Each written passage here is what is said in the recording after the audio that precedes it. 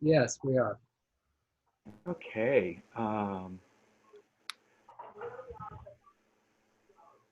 So this is a little dazzling because you guys were all in the waiting room, and when Mark decided to let you in, the screen just became like this um, kind of kaleidoscope of faces and names coming in all at the same time. It's kind of exciting. Not kind of, it was very exciting. So I'm glad that you're all here. My name is Eduardo Santiago, and I have done these workshops for the Palm Springs Writers Guild before, and I'm very happy that they have invited me back. I think that this is their um, their first Zoom seminar. Is it? Yeah. Oh, wow. Okay, so this is my coffee. Writers need coffee, yeah? So, more people are still arriving. Um, there are, And there's Mark. Hi, Mark.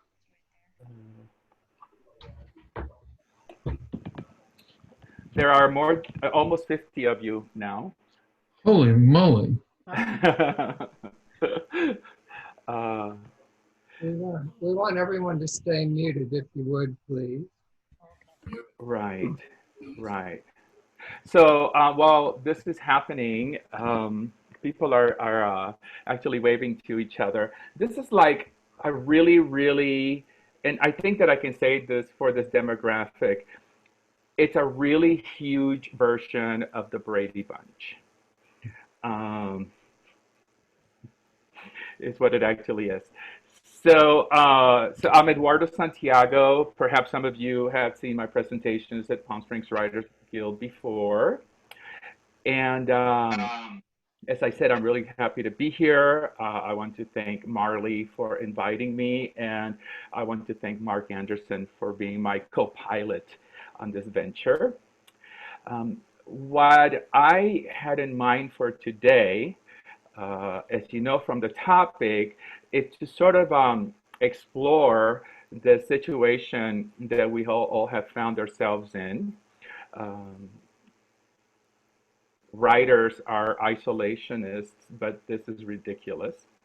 And what I would like to have happen through the course of these couple of hours we're going to be together is for you guys to be able to either give shape to a journal entry that you think is promising, uh, find a way to write out the plague. In other words, get your emotions and your feelings onto a page about what's going on. And we're going to go more deeply into that later. Or come up with something completely original that is happening today that you can then fine tune later on. That is my plan. That's my world domination plan. So that's what's going to happen. Oh my gosh, there are people still arriving. It's like um, good. Um, so I just want to make sure that everybody hears me okay. So go like that. Okay. All right, good. So I've written a couple of novels. I've written a lot of nonfiction articles. I have not yet written a autobiography or a memoir. Um, but whatever the field is that you're most comfortable with is what we're going to do. I'm going to now, Mark, do you think it's time to start? The only other thing I would suggest is if everyone could click on the chat function. Oh, yeah. So the chat function is what you're going to use rather than stop the class with questions. What you do is you use your chat function and you write a question to me. And at the end of the class, I'll address all the questions, even if I have to stay an extra hour. That's it would take me an hour to get home from Palm Springs anyway, so it's only fair. Christina? Mute. My chat says chat disabled. Mark, is that the case for everyone? Uh-oh. I just fixed it. There's an X you hit, and then you can, I think, see the chat. Thank you, Judy. Nah, nothing. Sorry. What? No? No. It's empty, all white.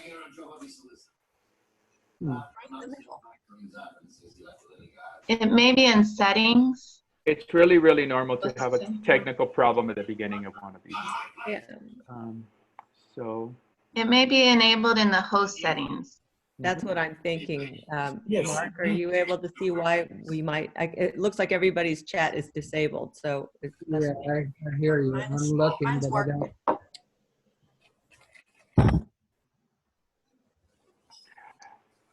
don't.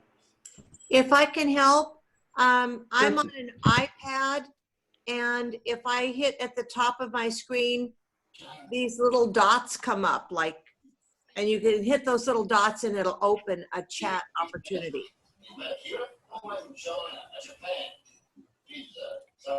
And my chat button's at the bottom, and when I open, there's a blank screen. Oh, now it came up. Never mind. Oh, mine came up. It's Yeah. working. Can you chat now? Mine's up too. Yes, mine's working. Mine's working. Yay. Yeah. Okay.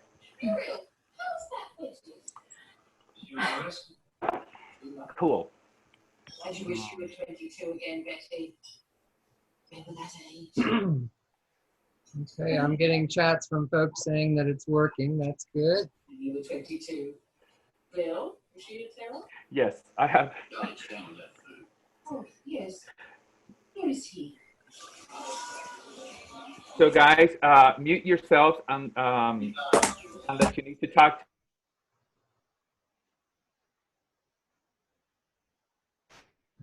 Sorry.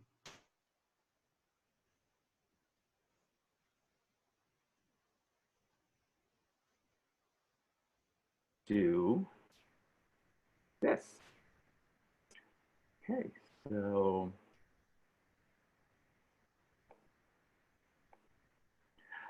this is a really fun function because I love PowerPoint because I am not a good, I think the reason I became a writer is because I have a terrible memory. Like, for example, I couldn't be an actor. So this is my most recent headshot from 15 years ago. So please make sure you're muted. Please open chat. Please enter questions in the chat window.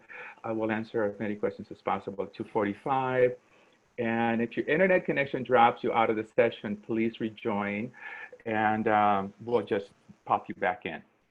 A lot of things can happen during the course of 2 hours with this technology. So welcome to the Palm Springs Writers Guild. I just thought this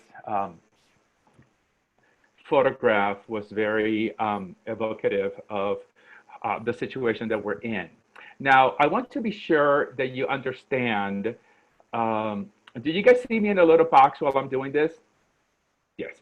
I want you guys to understand that that there's a difference between something being dramatic and something being a downer. Okay, so although that coronavirus is a serious condition, the way you write about it, the way you process it in writing is personal to you. Okay, so that's a very dramatic picture, but it doesn't necessarily have to be a downer when you write about it. So this is the title.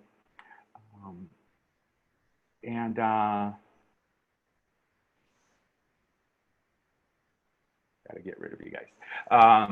So My lesson is going to have a lot of images in it. So the reason I have those images, and they're not, I like them, but if you don't like them, that's fine, is to prompt your imagination, because we're actually going to do some writing today.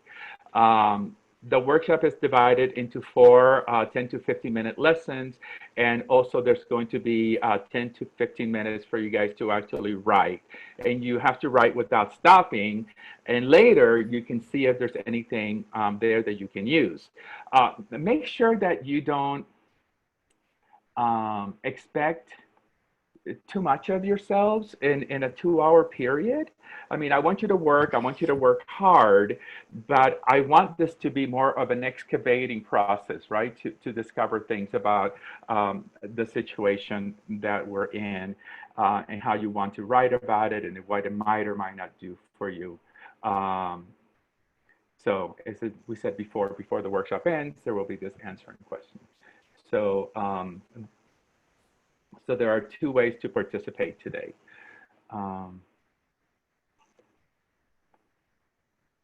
Okay, so turning tragedy into art is nothing new, right? If we think about the COVID-19 pandemic as a tragedy, we can go all the way back to Rembrandt painting all those paintings of Christ suffering and so forth. But I've always been a big fan of Edgar Allan Poe. In fact, when I was in, I think, 7th grade, I went to the library and I checked out a collection of Poe's writing. And I never returned it. And I still have it. And that was like 100 years ago. And I would show it to you because I always know where that book is, except that everything I own is in storage because a 10-ton pine tree fell on my house and we're having to live in a rented house and everything is packed. But I just want to read to you this little bit from Poe. The Red Death had long devastated the country. No pestilence had ever been so fatal or so hideous. Blood was its avatar, the madness and the horror of blood. There were sharp pains and sudden dizziness, and then profuse bleeding at the pores with dissolution. The scarlet stains upon the body, and especially upon the face of the victim, were the pest ban which shut him out from the sympathy of his fellow men.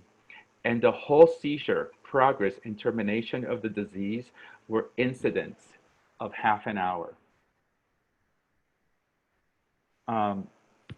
So I was really taken by that.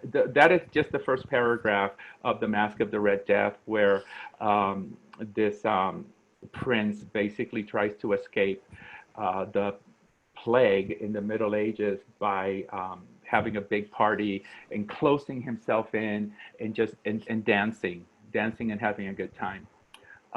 But ultimately, death does show up at the party, of course, all in black. This is inspired by Edgar Allan Poe's actual life experience with tuberculosis in the mid-1800s. His wife, his mother, and his brother all died of tuberculosis. And because he was a fiction writer, he took it and set it back in the Middle Ages and created this classic story, which is actually very short. So the Red Death is a character, right? So today I want you guys to start thinking about if you were going to write something about whatever it is that you're experiencing or have experienced in the last couple of months, who is your protagonist? Right? So just start thinking about that. Is it you? Right? Are you writing nonfiction? Or are you writing fiction like Edgar Allan Poe? What does your protagonist want? And this is very specific to the times we're in. Your protagonist might want to see his or her family. I mean, we all have so many wants right now that usually what does a character want is something that we have to kind of think about. What does a character want? Here, we're all wanting something. We want it to end. We want to not run out of food. We want to make sure everybody's okay. We don't want it to, we want it to go away and not return, right? Because there's talk about that as well. And we can talk about what is the economic level of your character, because depending on your economic level is how safe you feel, right? We all feel protected by money. I think that that's just one of the most American things we can think of, how protected we feel by the abundance of money. Your character's physical characteristics, right? A 14-year-old is dealing with this in a very different way than a 74-year-old. The emotional characteristics. Now, for example, I am wired for catastrophe. I do very well in catastrophe. I don't do so well in normal life. You know, the day-to-day kind of normal life is not, but here now, I'm good because it's a catastrophe that I didn't cause. Because I have a tendency to throw hand grenades into my life. And it's such a relief that I didn't do this to me or to you. So that would be sort of my emotional characteristic if I was going to write sort of a biographical or a memoir version of who I am now and how I'm dealing with it, right?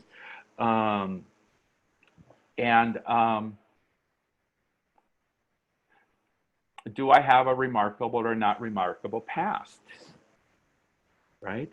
Which is another way of saying, have you always been the hero of your own story? Or is this bringing out the hero in you? Is this an opportunity for you? And whenever I say you, and this is going to happen throughout, it's really important to know that I'm referring to whether it's you as a memoirist or a nonfiction writer, or you as the character that you're creating. So I'll let you guys look at those for a second while I look at this for a second.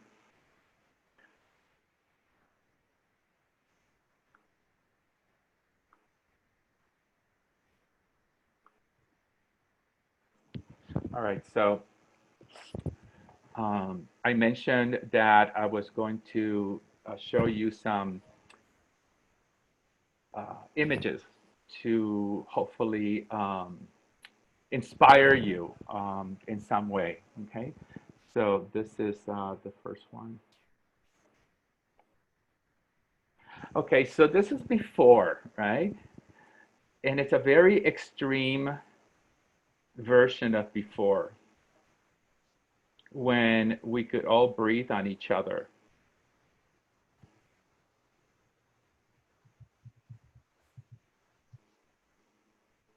And how unlikely this is, and how for granted we took breathing on each other.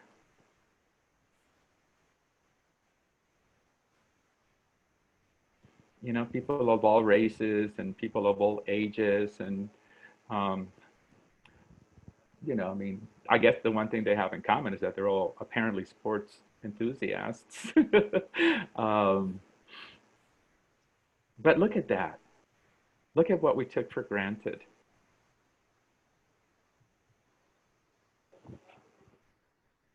So that was before. This is what it's like now. Um,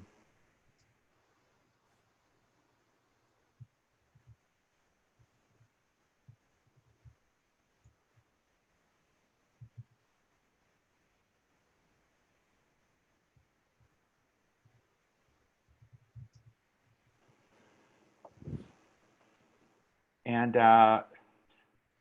you know, I put these pictures here, and I'm having an emotional reaction, right?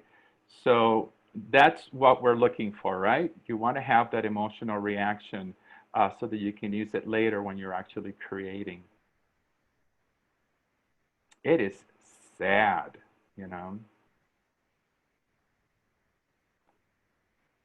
Um, so who are you as a character? And um, it's is this how this man started out? Right? I think that there are a lot of people who fear that this is what the whole country is going to look like in a few months. Um, Interestingly, I am very concerned for that dog. So, um,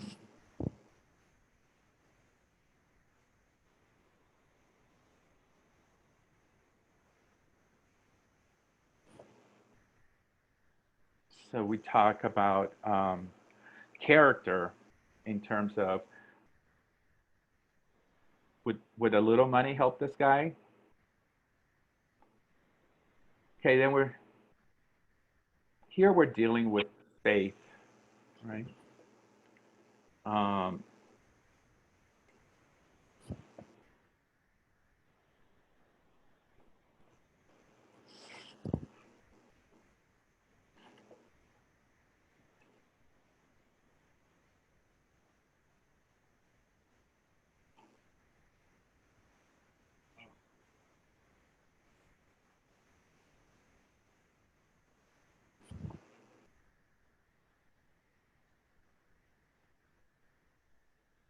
okay, so um, science is hopefully what's going to um, save us, right? And I just thought that the way these photographs are posed, um, the the woman here seems to be receiving some sort of communion from a doctor, very much the way this man is receiving this. I guess this is Ash Wednesday, um, and I just thought that the similarity in the poses was, because we you know, as writers, we're always looking for um, contrast.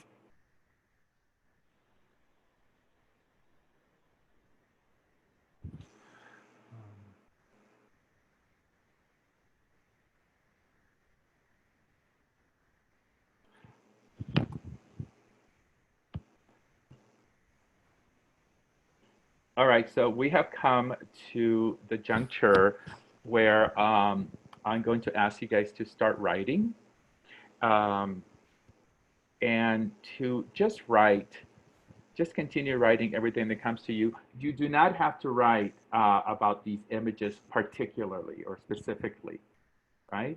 You just write about what these, whatever is on your mind that you want to express. And while you're writing, I am going to, in a whisper so that I don't interrupt your own thoughts, I am going to ask some questions to, just in case you feel like you've run out of things to write about. Perhaps I can help you with that. Okay? So I feel like I should have some background music for your writing. So just go for it.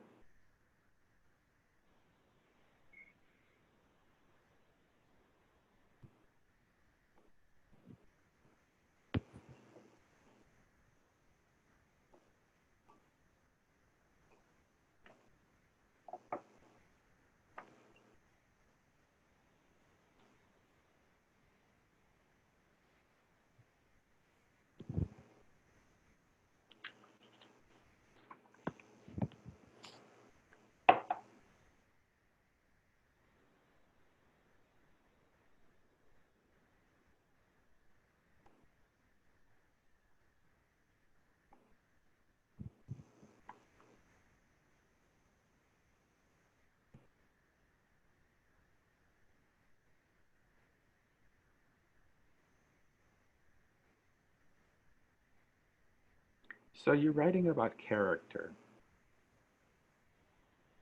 Is it you?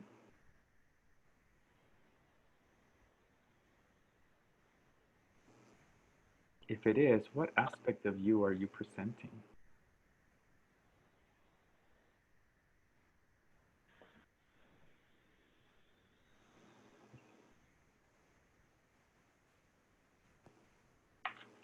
Is it a realistic portrayal?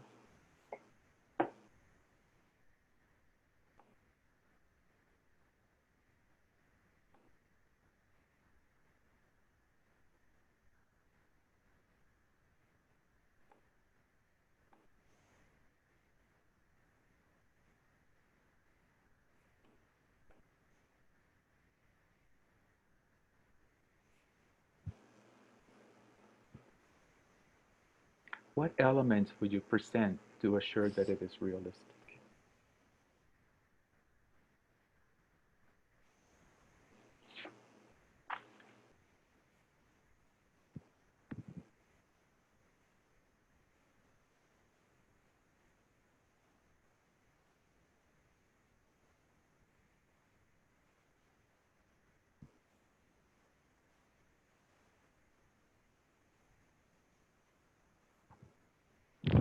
Are you aiming for an abstract portrayal of a person?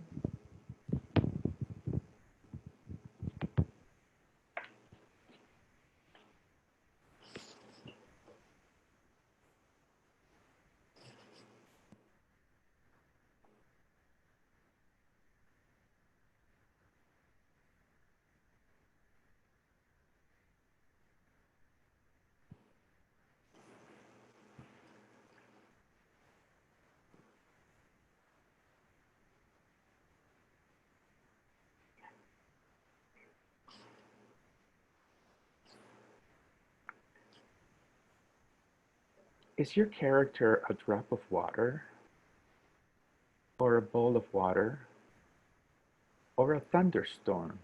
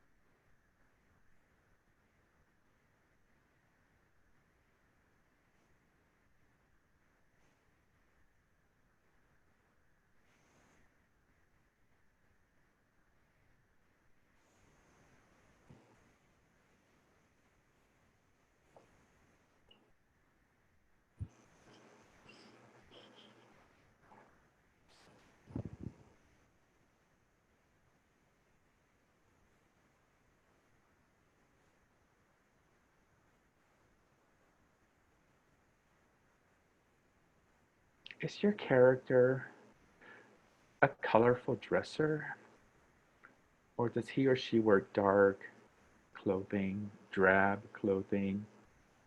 Is there a reason?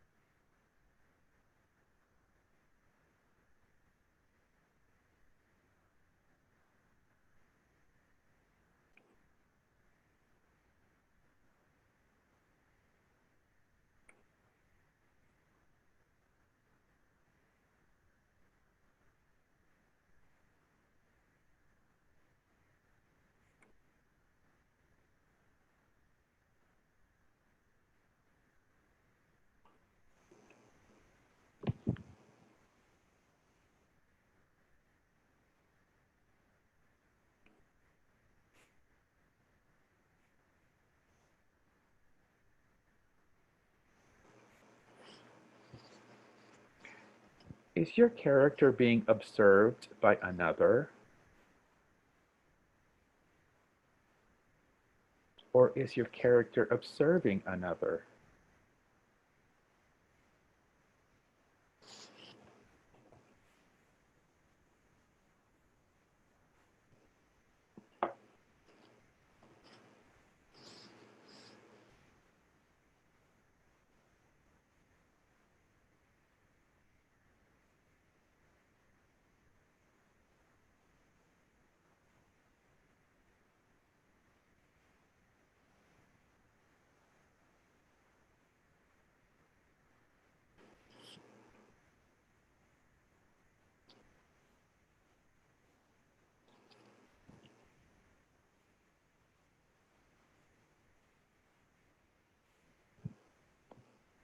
Before the pandemic, what was your character's biggest fear?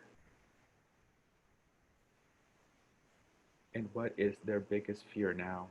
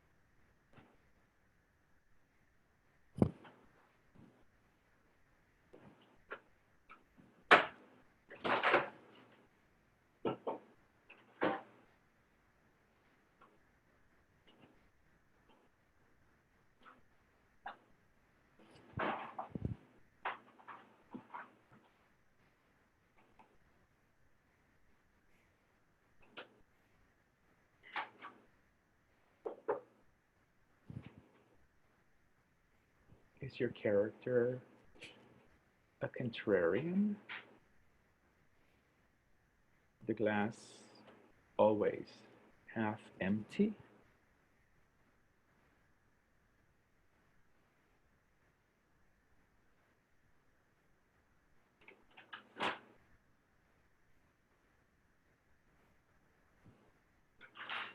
Or the opposite?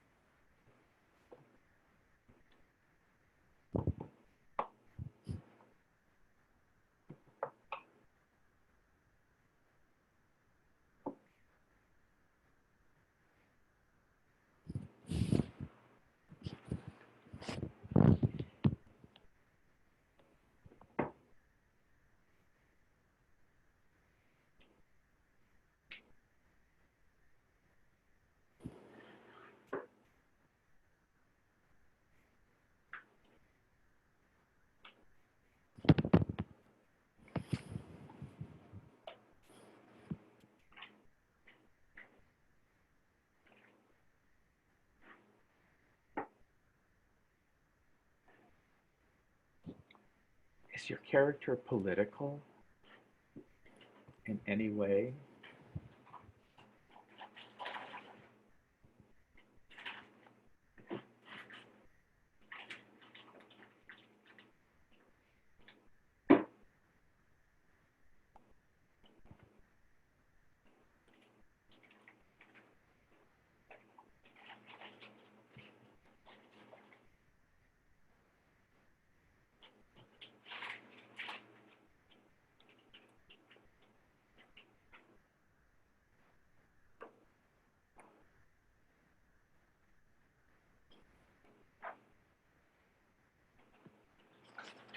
Is your character an active activist or an armchair activist?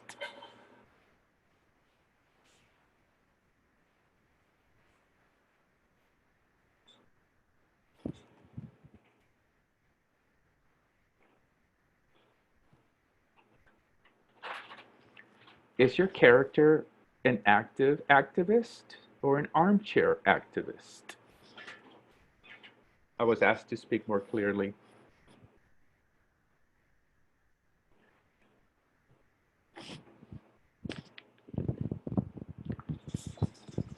I think there was some background noise.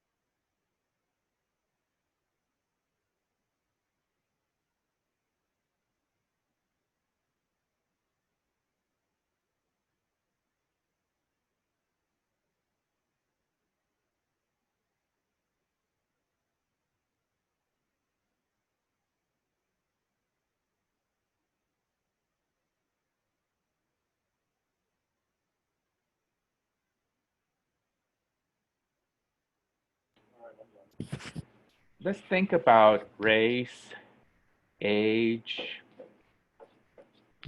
socioeconomic level, job.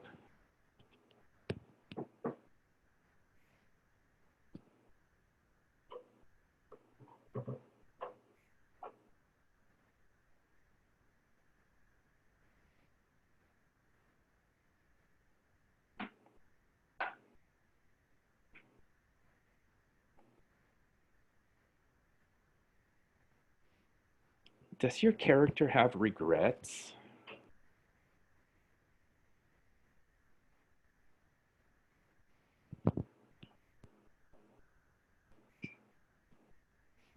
Isolation is not a good time for regrets.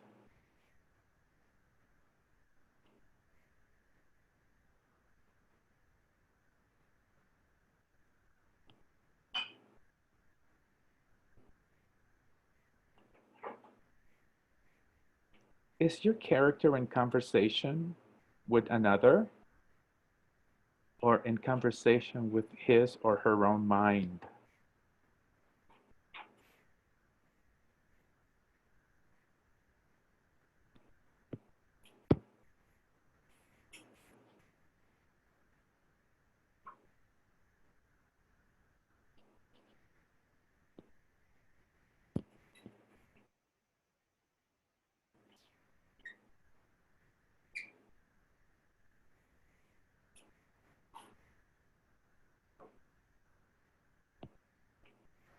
Now, this is very important. In what ways might your character change over the period of time you are covering? You don't have to know for sure because we're just starting, but it's something to consider, something important to consider.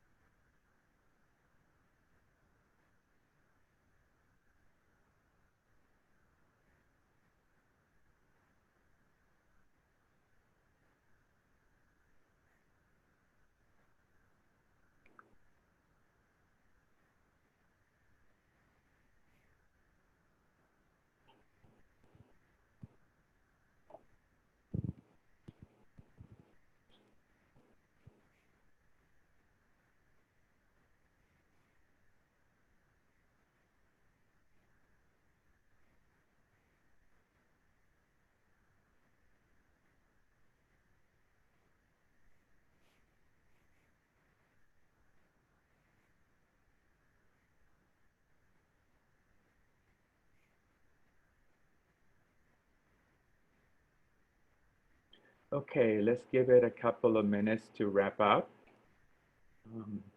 while you're on. So I'll be back in 1 and 1.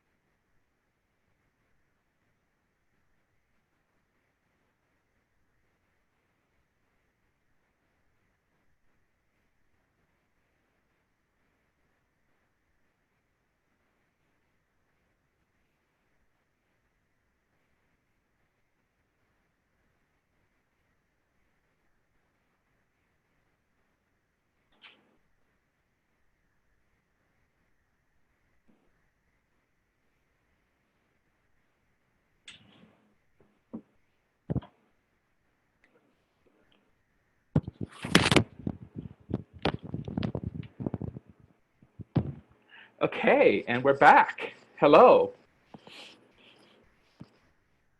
Oh, there's people in the waiting room. So there's a person named Thomas McEwen who has been trying to join us for about 45 minutes. I think maybe he's having technical difficulties at home. So the way I want you guys to think about this is that you are developing elements, right, that you will eventually use in whatever it is you're trying to express. So our next element is one of my favorites, and it's called setting. And when I first started writing, I used to love writing about, I don't know, I guess glamorous people. And I would look through Architectural Digest a lot to get ideas because they would tell you what things are made of and how much they might cost. So, so what we are going to do now is develop a setting or several settings for your story to take place. And think of the setting as a character as well, right? And I'm also going to whisper in your ear later when you're writing. So let's take a look at some, like for example, you know that photograph of the priest on the cell phone and all those, I mean, to me, that's just such a magnificent setting. Like who would have even thought that that would ever happen, you know? So,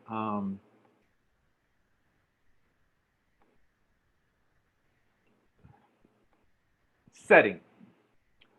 Um, Setting is not just where the story takes place, but when the story takes place. Um, it may include the time of day, the season of the year, the weather. Um,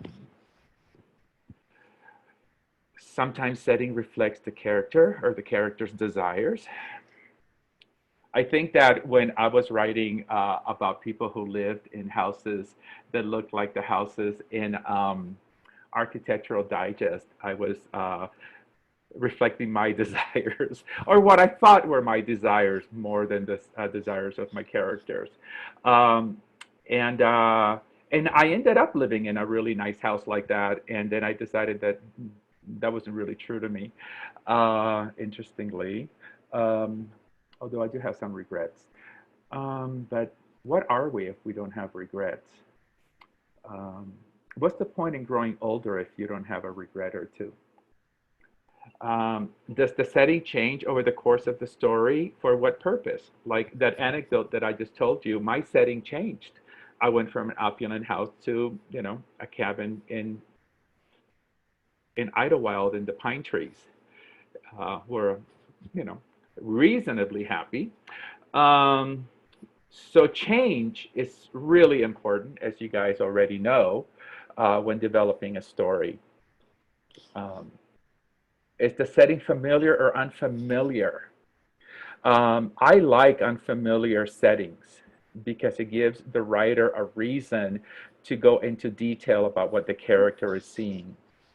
And the balance of that is where the artistry comes in. When do you give um, too much, not enough? When is it relevant to say, the walls were this color and so forth? Uh, is a character space invaded by unwelcome guests or missing guests? Um, is really important as well. And I think that right now, writing out the plague, um, we have a combination of the two, right? Or I do. uh, I the neighbors across the street don't are I guess I haven't talked to them about it, but they seem to be kind of reluctant to admit that there's a infectious disease going around. And so they continue to meet with their friends every Thursday to have drinks and laugh. And they don't wear masks and they sit very close together. Um, and that they're in their setting and they're being characters very specifically so that I can write about them. And I certainly will. But I don't have many pictures of them for you. But I feel like my space is being invaded by those people. So this is the happiest place on earth, before and after.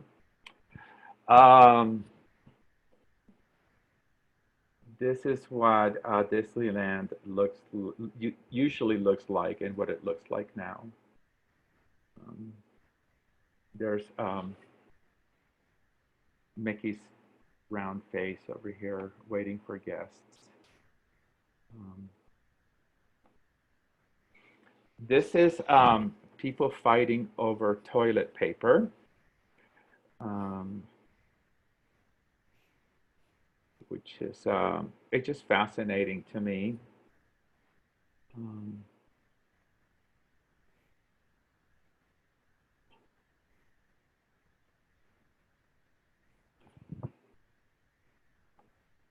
This is more of a brawl.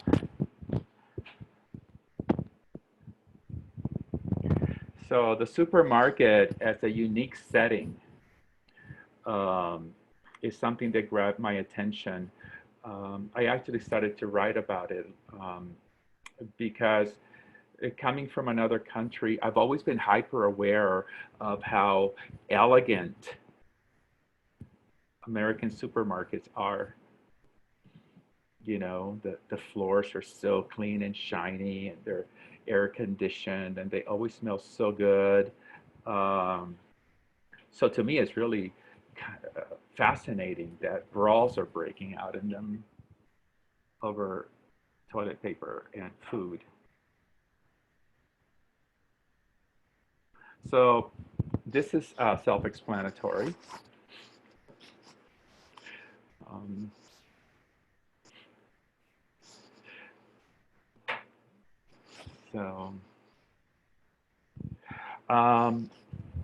Places that we frequent that are struggling is very troublesome to us. Uh, Up here in Idlewild, we have only, I think, 5 restaurants. And, you know, if you live here for any period of time, you know them, you know the owners and the waiters and so forth. And it's just heartbreaking, you know, that they have no business. Um, so the seriousness of it is really reflected in in the restaurants for me. You know, so the the the empty restaurant without business as a setting is definitely something very um, dramatic in my point of view.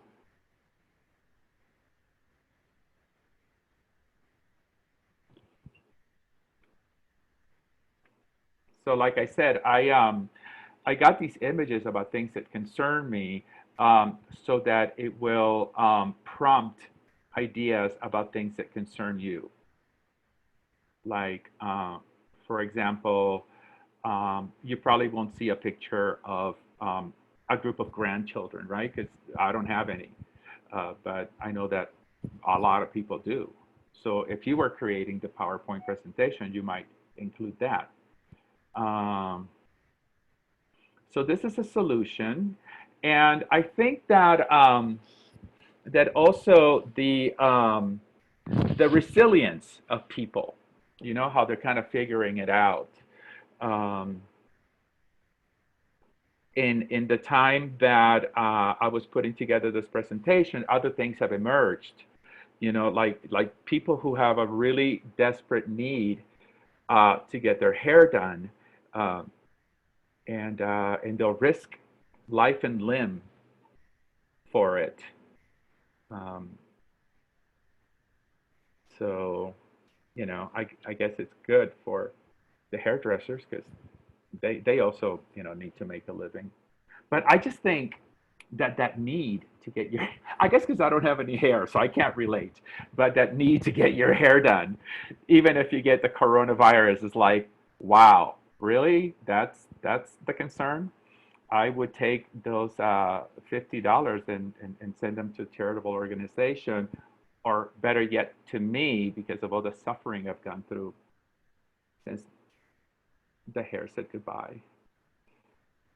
Um, so back to I'm just fascinated by this, you know, um, the Isle of No Returns. Um,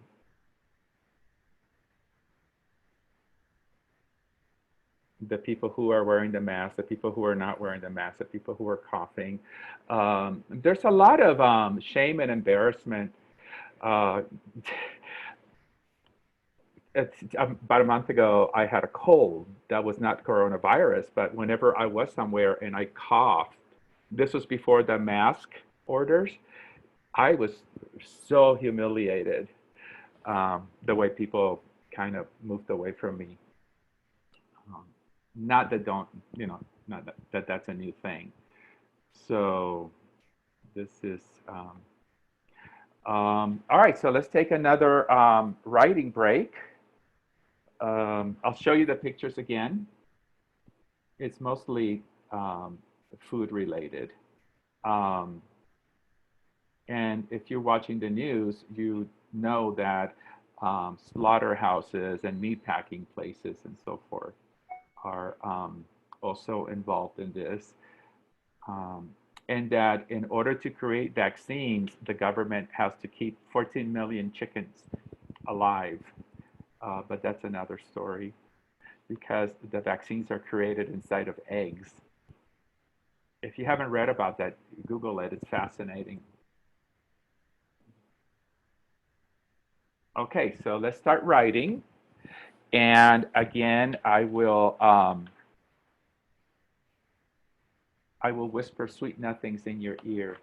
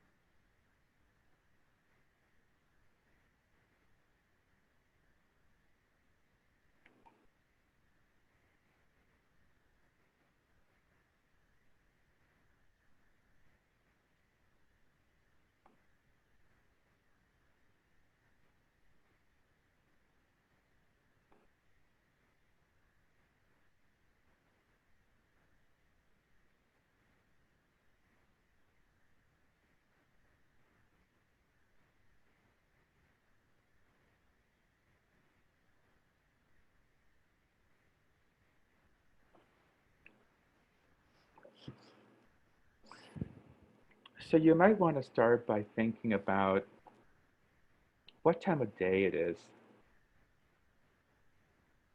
Is it night? Is it morning?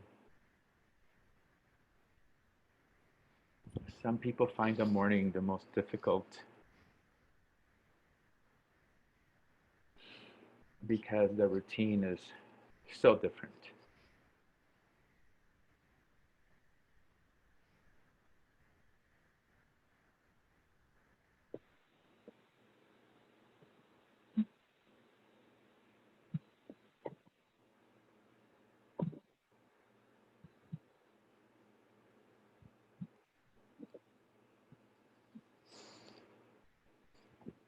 Oh my God, you gotta shut the fuck up. No.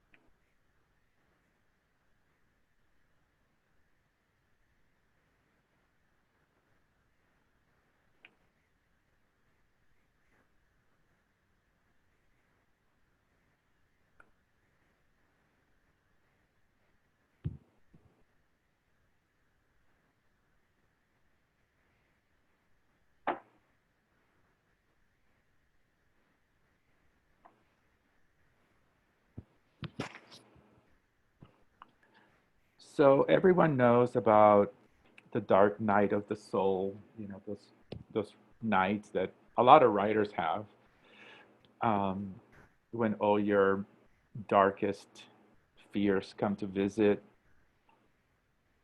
And I wonder if in quarantine and isolation, if people are having the bright day of the soul, but with the same dramatic visitations. Are we ever okay?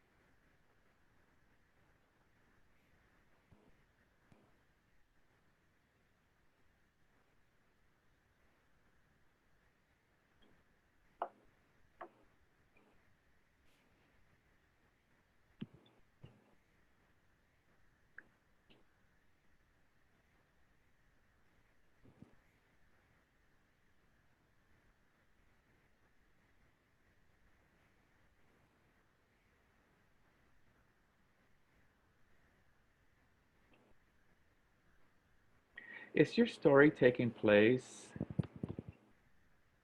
in a house, an apartment, a trailer in a trailer park, big or small space? If it's big, is it cramped? Some people have large places that they fill with stuff. Other people have small places that are very sparse. What is this?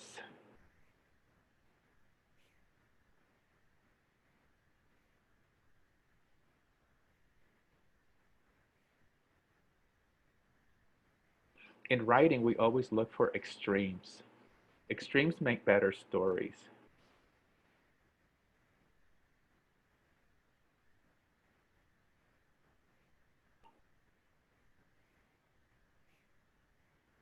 When Edgar Allan Poe wrote The Mask of the Red Death, he didn't write about a farmer that locked himself in the living room and danced himself to death. He wrote about Prince Prospero, who locked himself in a castle with 200 of his closest friends and then danced himself to death. Extremes.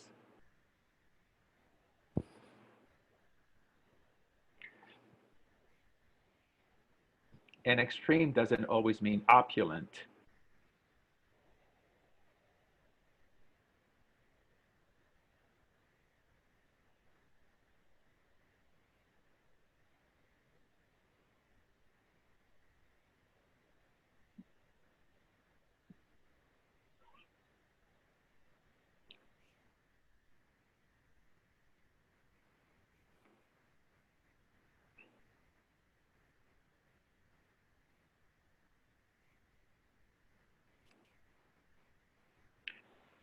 Setting, setting, so many different ones. Is it a desert story, a mountain story, a beach story, a small town story, a big city story?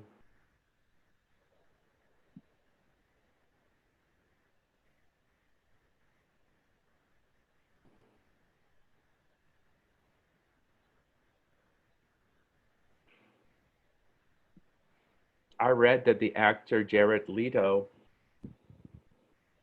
was on a 2 week silent retreat in the desert, so he didn't know that there was a pandemic because there was no communication with the outside world.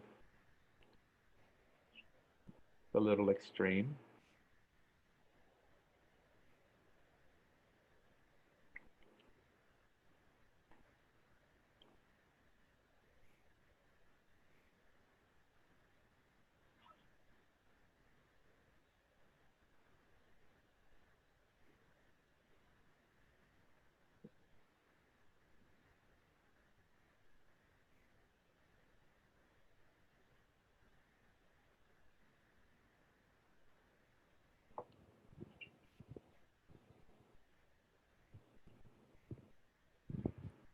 Setting can include the passing of the seasons.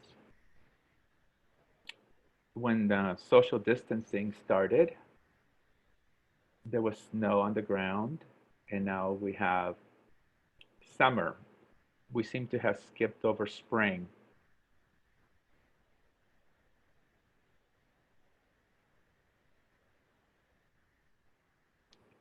from one day to the next.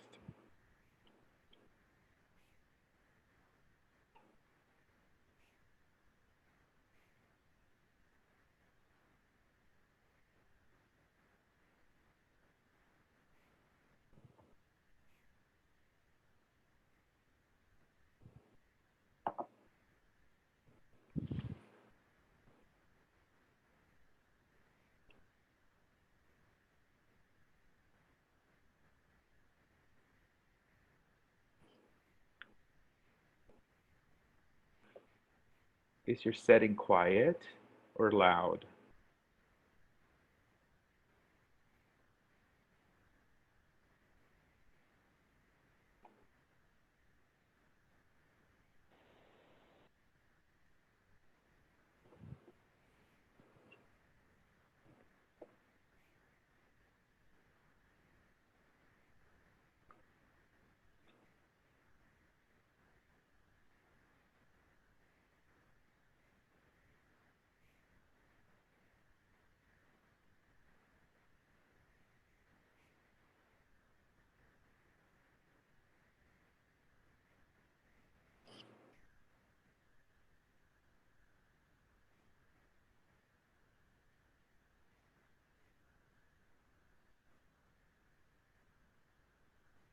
if it's quiet, does your character wish for noise or the reverse?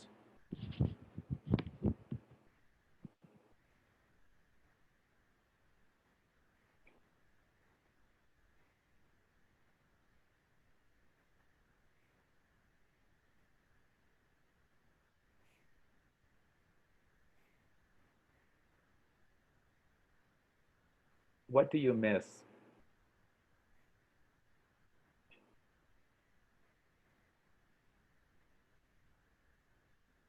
Do you miss your daily run to Starbucks?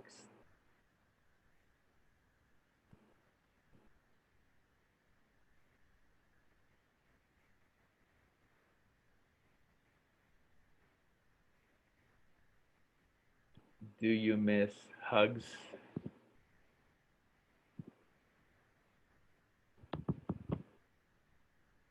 from your friends?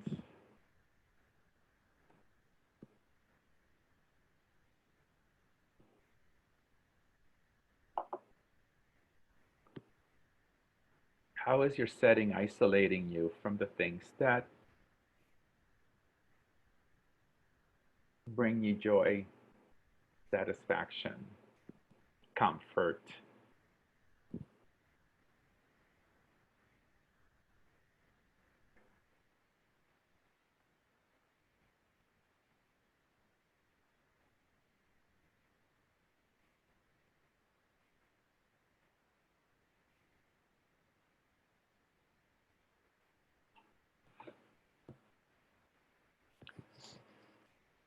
Now let's talk about colors. I love writing colors into stories. What color are the walls, the doors, the carpet, the drapes?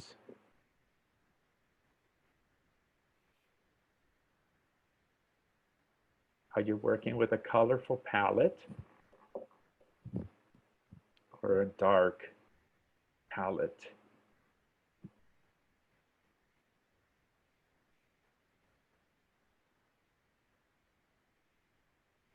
What do you notice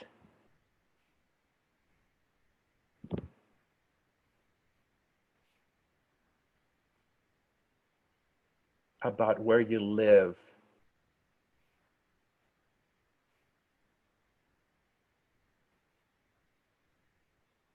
that you wouldn't have noticed if you weren't forced to be in it 24/7 for a few weeks?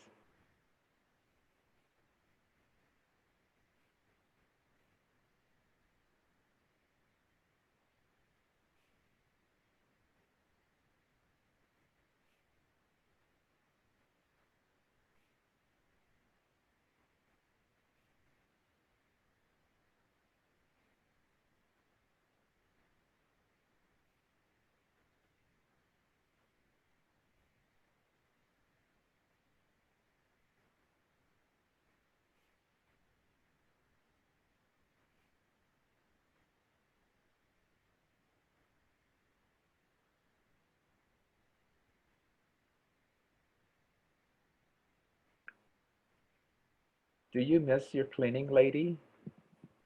I do.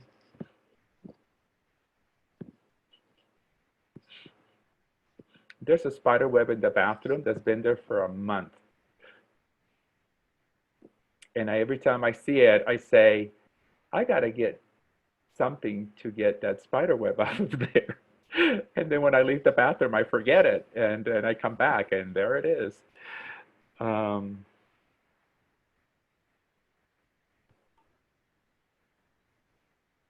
I also miss her because she's nice.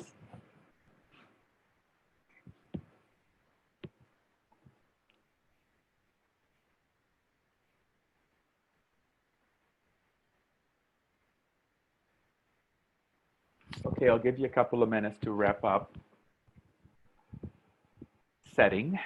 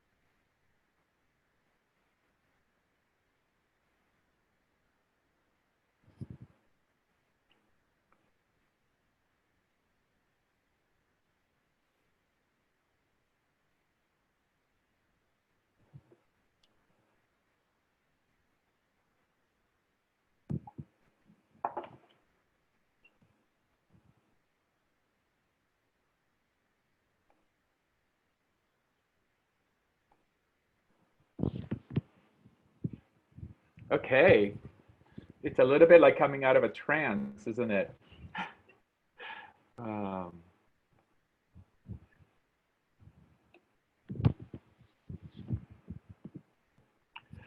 whew.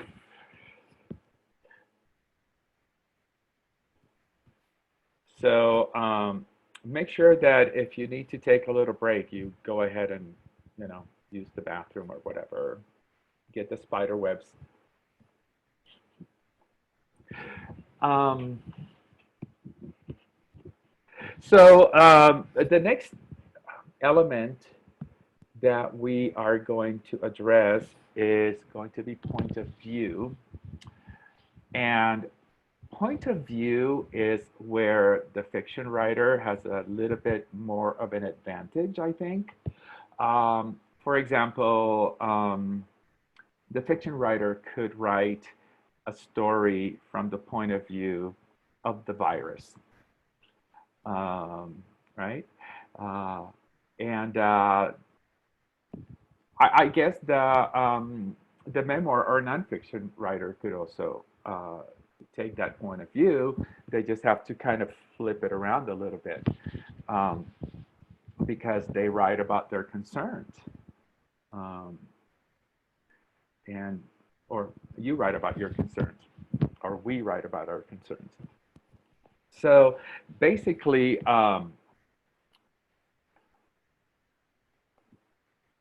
the point of view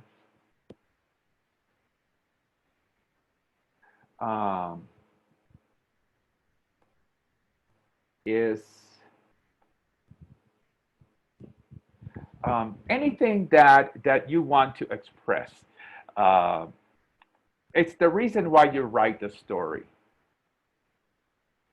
When somebody has witnessed something, or when two of you have witnessed something and you want to tell someone about it, you're each going to have a point of view. And that is basically what that means. So what is your point of view now, right? What is the point of view that you are trying to express?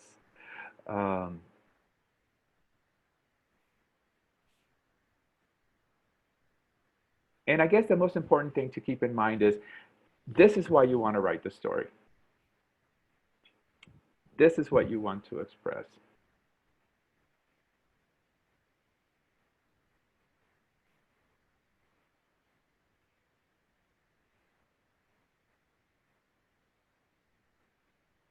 I mean, it's very rare for a writer to come into a story without having at least an inkling or a shadow of a point of view. Whenever we communicate, it's because we're trying to convince another human being of something.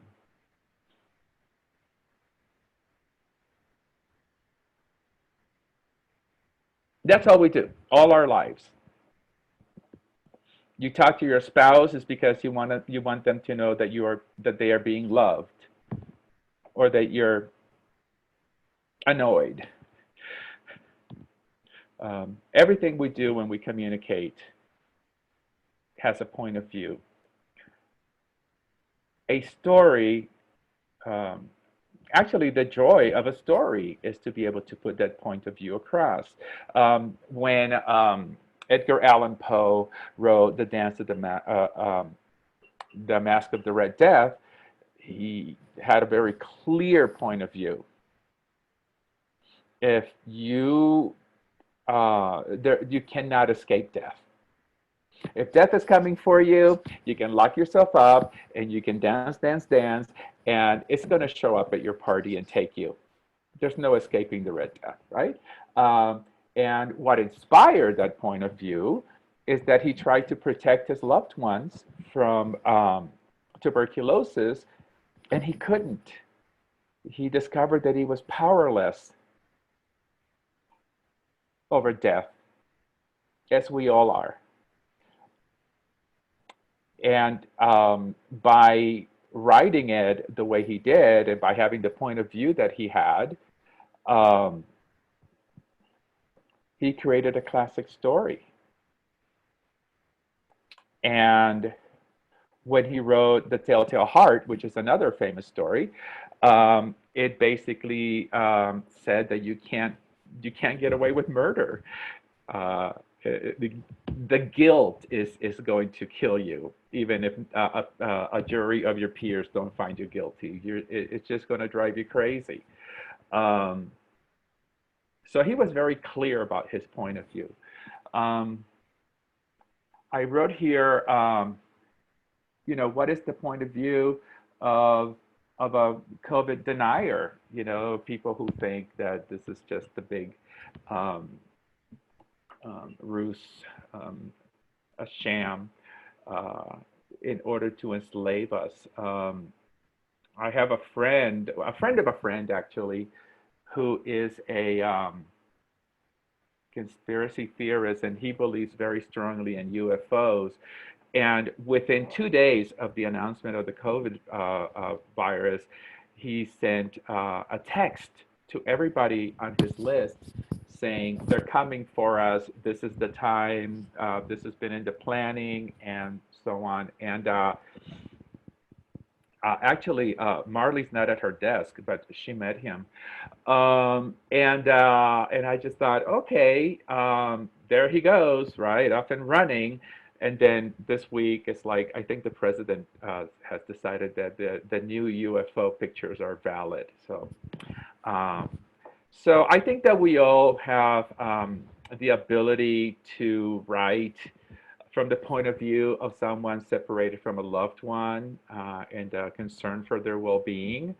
Or we can write from the point of view of somebody who is a hedonist and just says, you know what, this is my moment. Like, for example, I have never in my life eaten so many potato chips. There are healthcare providers among us. I have a pregnant friend who we're all very concerned about. She'll be delivering in about 8 days.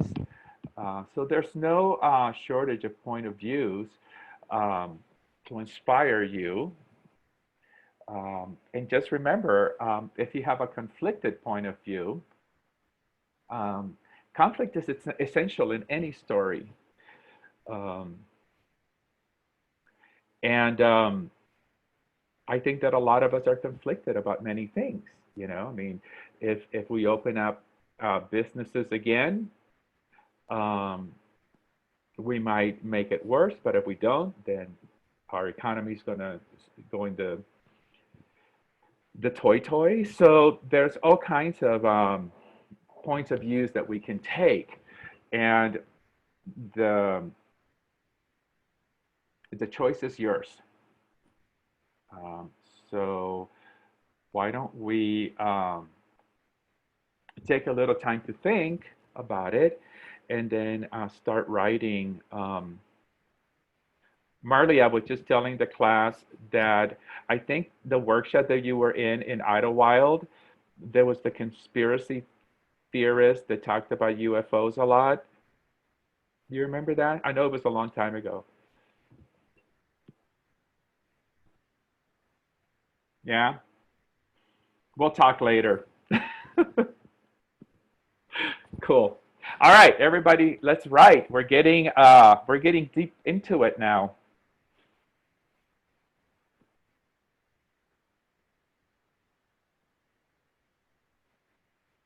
I do remember.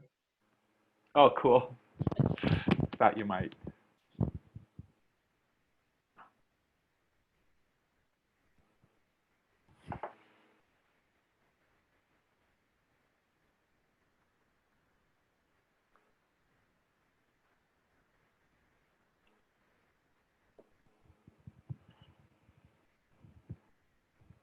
Oh.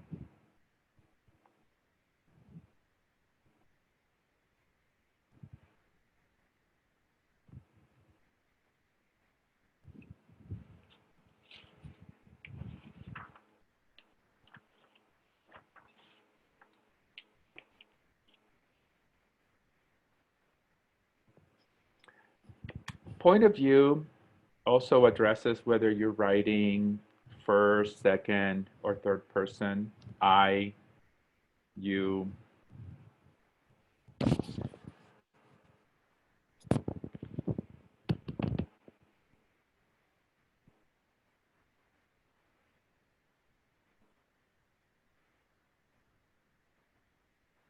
Here are the hedonists that I was talking about.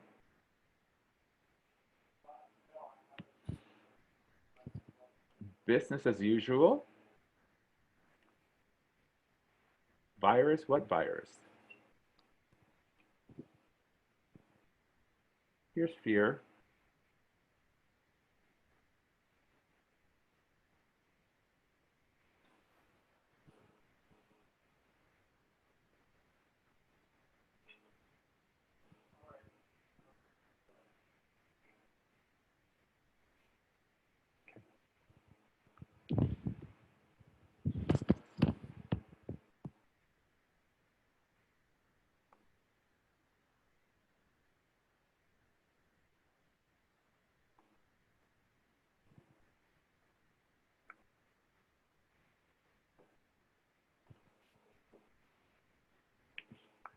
So when you write with your point of view,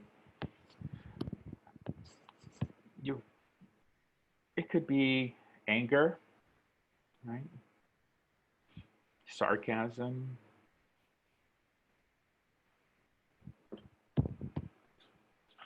Your point of view could be humorous.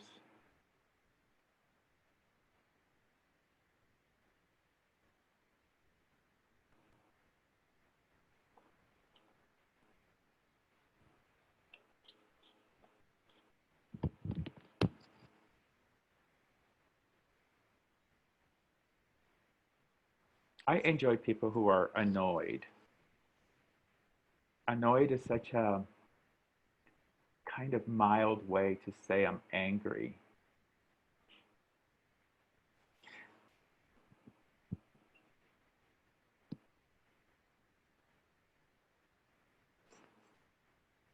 The people at the market were violent.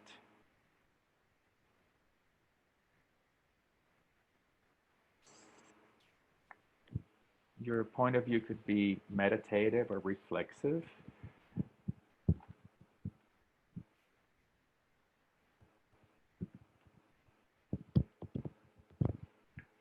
Those of you who write fiction may consider that during social distancing is the perfect time to commit a murder.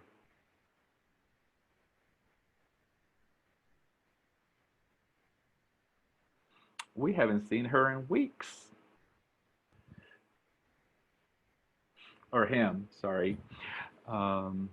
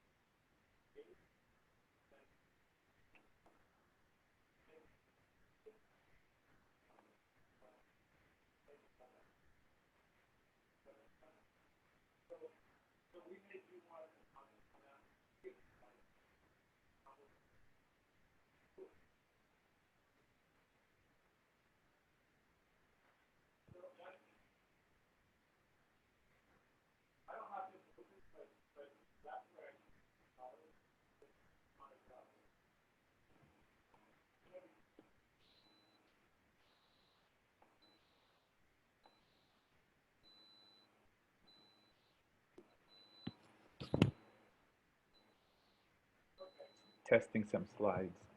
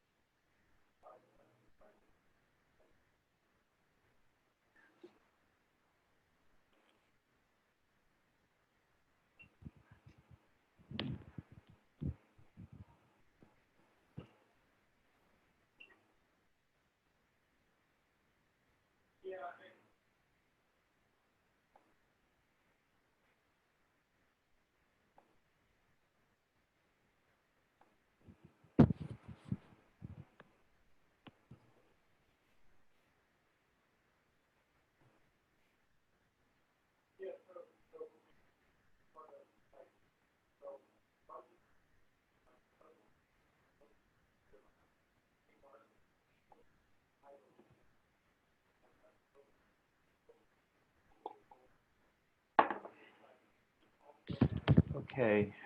Um,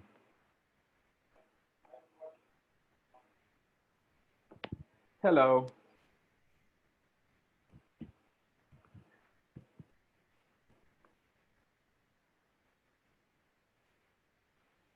Let's talk a little bit about a conclusion, right? At the beginning, I asked you what might the character want, or what might the character um, want to get to, and you don't absolutely have to know. This is just raw material for you to actually shape into something. And But I think that it's important that we give you a little time, maybe the last 5 minutes, to think about um, the elements that you've created today, and what the destination was and how close to that destination your characters are getting. Okay, so some sort of a, let me see if I have a slide, conclusion.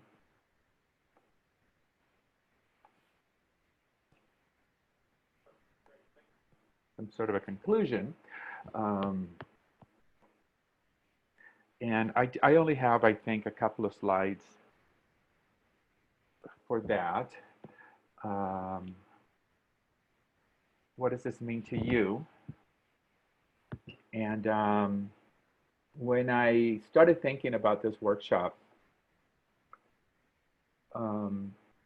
this was very far away, but now it seems to be closer.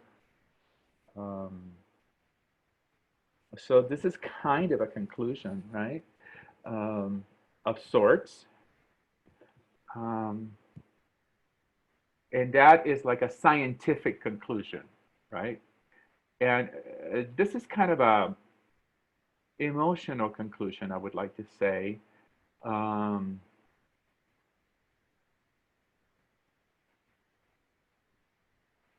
mean, these vulnerable creatures is what we need to continue to create a safer world for. And I have met a lot of writers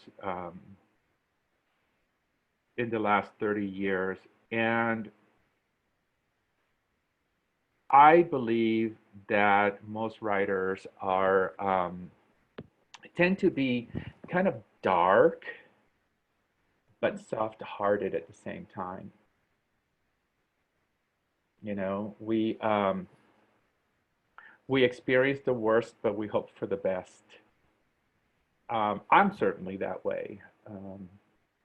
So this little picture means a lot to me. The little girl that's being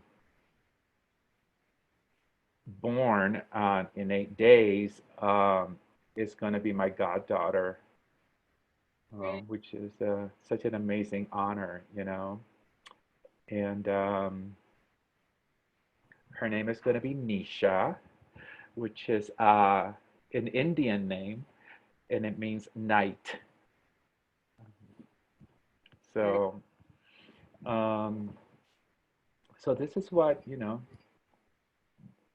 in conclusion, I'm not sure, you know, this is sort of my conclusion, that I want her to be born in 8 days into a healthy environment. So I'll let you write a little bit.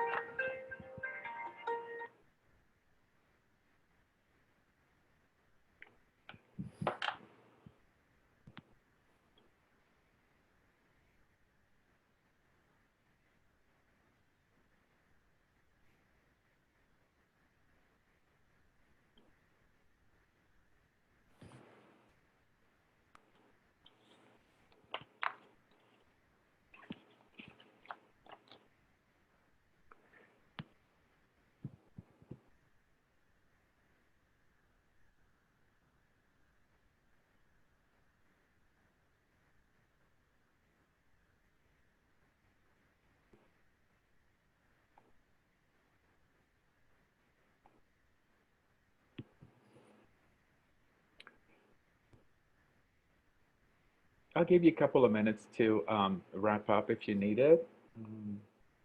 Yeah.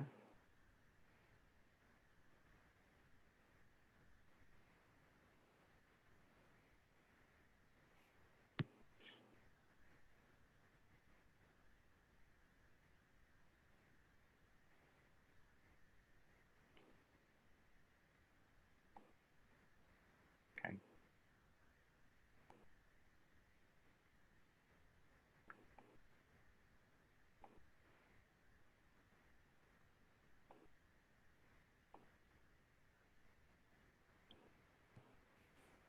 And those of you who are not actually writing, you can take this opportunity to send me whatever questions you might have um, on chat, and I'll take a look at them in a moment.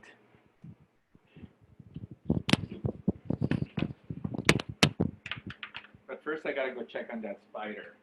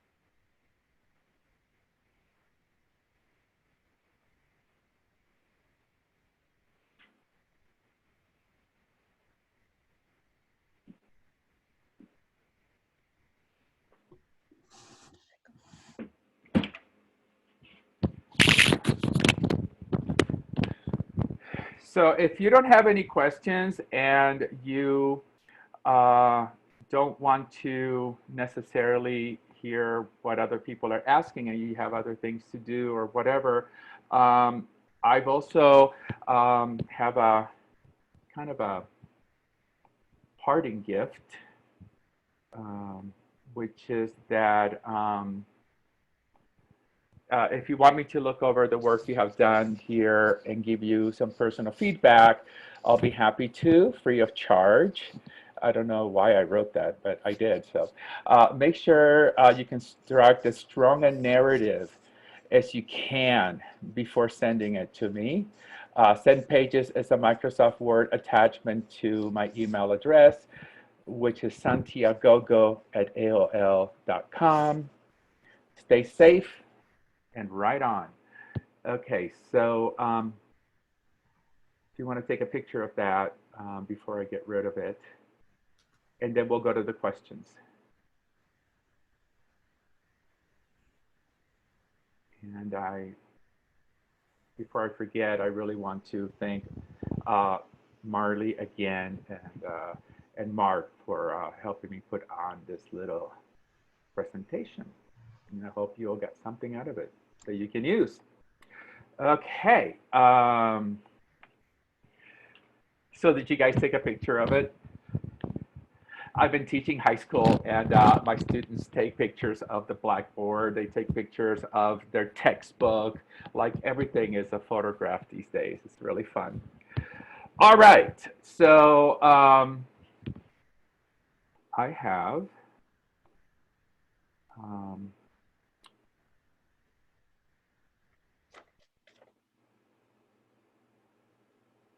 let me see if I have any questions. Okay, so somebody had to leave. Thank you for the good ideas. I have cut out now. What is the expectation for us from this webinar? are we supposed to submit a written story? Well, that's a really good question, Jeff. And yeah, so you don't have to. You can if you want to.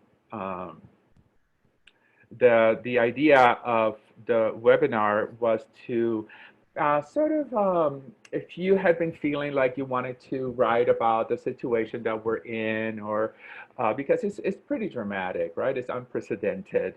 Um, that that you can, perhaps craft something out of it. So, um, would I recommend the same process for each character in your novel?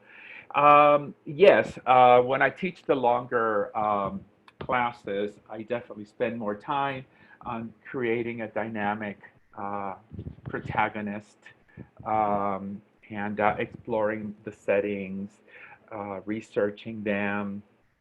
I mean, for me, that's the fun of writing is just creating all these worlds, even if they're real worlds, right? Like, let's say that I had to write about, you know, going to Idlewild for a walk.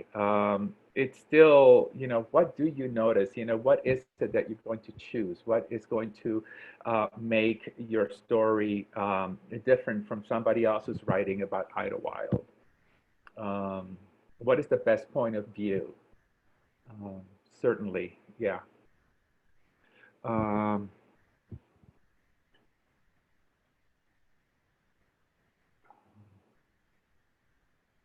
and Jan thinks that this is a really good kickstart, and that's exactly what I meant for it to be.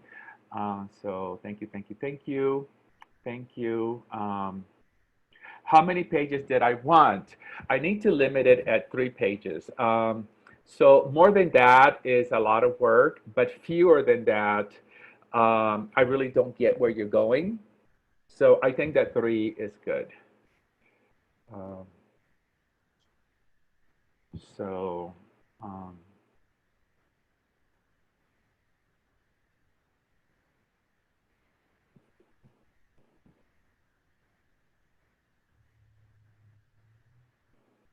good. All right. So I don't seem to have any more questions, which can only mean one thing. One thing.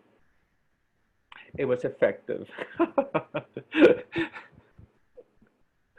And it's really, really fun to spend time with you guys. I really love the Palm Springs Writers Guild. I just wish it was in Idlewild so I can attend your meetings more regularly. But I've always enjoyed being with you guys. Um, so, what else can I say? Hey, Jackie Peters. Um, I guess that's it. Eduardo, can you hear me? Yes. My my name is Ray Chavez, and I just wanted to thank you for focusing on the importance of being in the moment, wherever you may be. Taking in what you're hearing, seeing, feeling, because there could be a story there. Mm-hmm. Taking a look at people's body language, the interactions. Is it pleasant, intense? Turning over, every little rock wherever I go. I'm in tune, and I listen. So it was good to hear, all the key points when it comes to writing a novel, because I'm a poet, and I'm a playwright, and so you know what, this is a whole different arena for me, writing a book. But I think that that's in my future, and so everything that you shared today, I will use that as a tool. So muchas gracias. Thank you. De nada. Really great to hear that, Ray. And you know what? I feel like I'm always learning. I can, do this presentation today and have like, oh, I know all the ingredients. And then when I get, trapped in my creativity, so many elements fall through the cracks that I know backwards and forward. So I also take workshops like these occasionally, as many as I can, because we're always learning and relearning, you know. And from every book I read, I learn something. Um, I'm reading a book now that I wish he had run it by me because there are some plot holes there that I'm like, but I may drop her a line. But it's published, and that's what I love. That's what I'm good at, and that's what I love to do. And I've always been a reader. It's been one of the great pleasures of my life. And I used to be really intimidated by published authors. I mean, they were like gods to me. And that my life has taken me to a place where I know so many of them, and that they've all been so generous with me through my apprenticeship has been, one of the greatest journeys of my life. Definitely.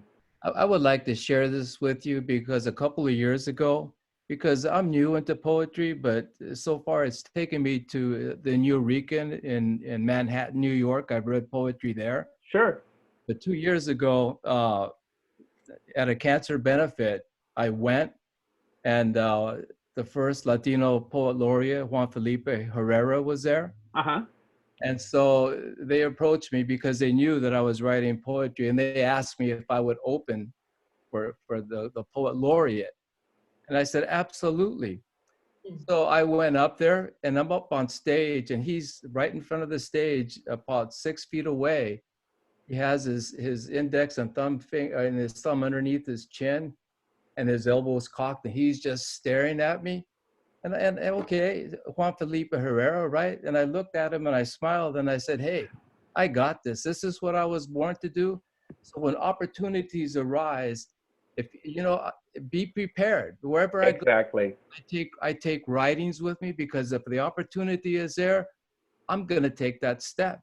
And that was a good moment, because when I finished delivering my poetry, he came up to me, he embraced, and he says, that poem about your abuelita, that was a great poem. Coming from him, that meant everything.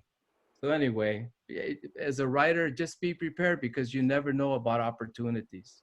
Yeah, I have found the writing community to be, I think, of all the creative fields, the most generous. Um, Maybe other people have had different experiences, but all of you at the Writers Guild, you've seen a lot of writers come through, and I think that without exception, they are quite humble, because, you never know if you have a successful second book in you. There you go. We're always living on this very, very thin ice. So it's a little different. Yeah. What, Marley? Can you hear me? Yeah.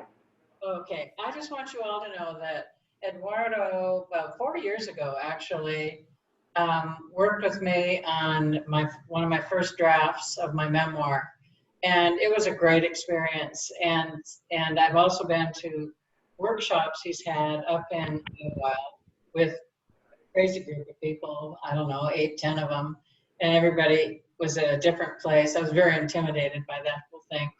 But anyway, he's really good to work with, so don't hesitate to call on him for some help. Oh, thank you. Yeah, it was definitely fun, Marley, to work on that book with you. I know you so well. that and you too, Miss Peters.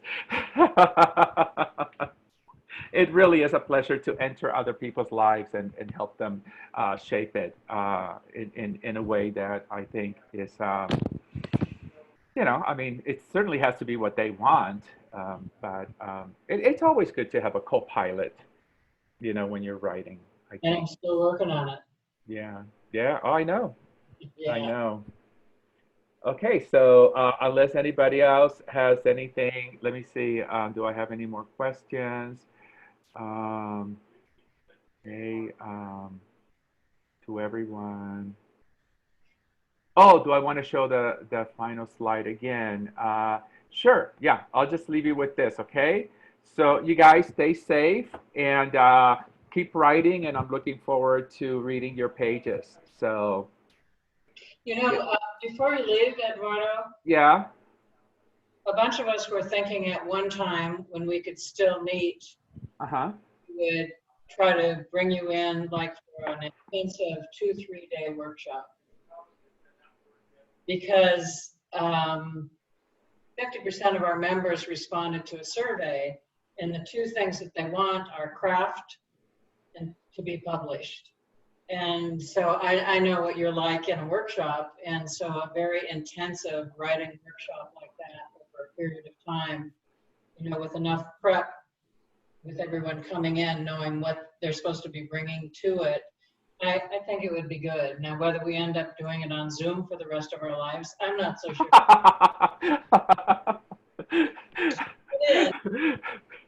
See, there's that dark exterior with a very soft interior that I was talking about. Yeah, absolutely. You know, Marley, you and I will always be in touch. And I'll always do whatever you want me to do. That's a good thing. Isn't it, though? Yes, it is. I think right now that God is saying, you know, I gave you free will and look what you've done. Now maybe this pandemic will shape you up.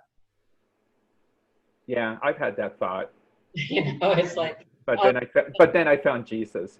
Yeah. So anyway, I'm glad you all. There's that lead balloon I heard so much about. All right, so I'm going to put up the final slide, and I pressed the wrong button. And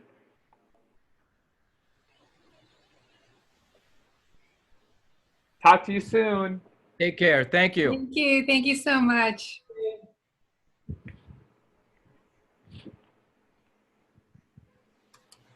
We will be having additional Zoom meetings in the future, so check your email and check the website, palmspringswritersguild.org. Thank you, Mark. Thank you. Bye-bye. Thank you all. Bye-bye. Bye.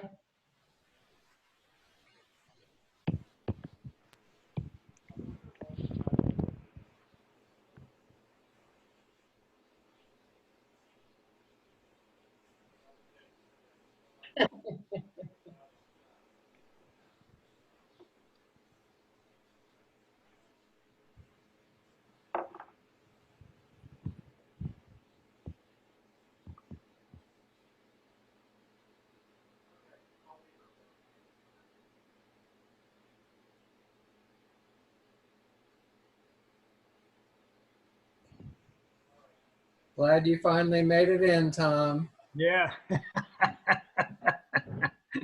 Yeah. Oh, Tom. I just made it. I wrote about 3 paragraphs. That's it. But I just wrote a comment that I'm a people person ever since I've been 10 years old. And it's being this cooped up is punishment for me in so many ways. I try very hard. Matter of fact, I played golf today with some of my buddies. But the most fun is when we finish golf and we all get together and talk and tell jokes and stories. Mm-hmm. Couldn't do that today. We just had to leave and go home. And that's my forte is a people person. Right. I run the speakers club at our church at Sacred Heart, and I like to talk, and I've always liked to get up on a stage. I can get up on a stage and talk or sing or do anything. Just being alone is really killing me. Yeah, but it's not killing me. But it's really hard. Mm-hmm. And it's a point of view from a person that has that outgoing feeling, and all he can do is outgo to the walls. Right. And Yeah. Yeah. Yeah, that's why I really enjoyed this little seminar, because it allowed me to communicate with a whole bunch of people, and they're, we're like-minded people because we're all a bunch of writers, and so that was fun. Just it isn't fun, There was a guy that God put on the the ark and sent him off.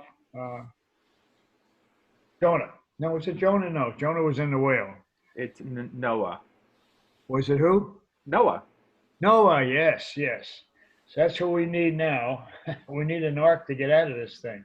Right. And we've done, I think we've been punished enough. We maybe deserved it. Who knows? Well, I don't know about that. Okay, well, this is very, very, very good, Eduardo, and you did a nice job. Thank you. I'm glad you finally were able to get in. Yes, it was very nice. So I'm going to Right. get out of here somehow. See you next time. Okay, good. Yeah, all you have to do is click the leave meeting. There you go.